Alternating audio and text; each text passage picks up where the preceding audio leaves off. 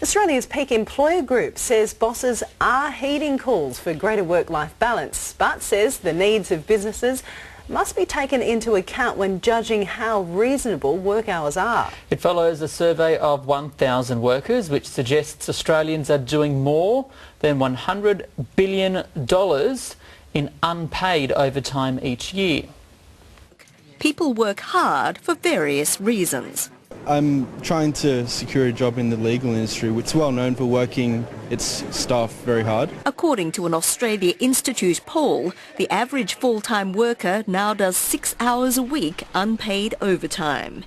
Generation Y may say that work-life balance comes ahead of salary or position when job hunting, but the Institute's 6th annual poll finds that while employer awareness now exists, so does lip service. Many employers go out of their way to brag about what flexible workplaces they have and how family-friendly their culture is. The problem is employees can't tell the difference between the employers who say it and the employers who mean it. And many do practice it, including this firm, Priority Management, that preaches it. We finish at 5. Regardless.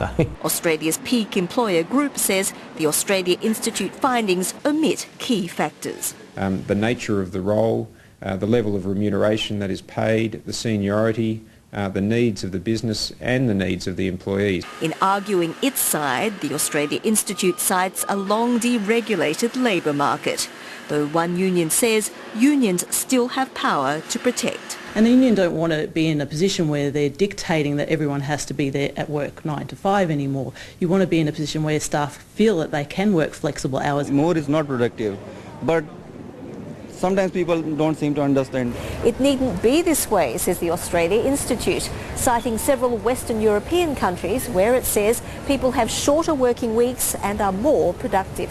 Sweden's parental leave system encourages men to take time off. France, with its famed 35-hour week, this year made it illegal for bosses to contact staff out of regular hours. Priority Management believes in this regard workplaces here are changing, realising that 24/7 connectivity shouldn't mean connectedness. The expectation isn't there for people to necessarily have to work outside of business hours on their mobile devices, but I think employees are still doing it regardless. Raina Saram-Pyatt, SBS World News.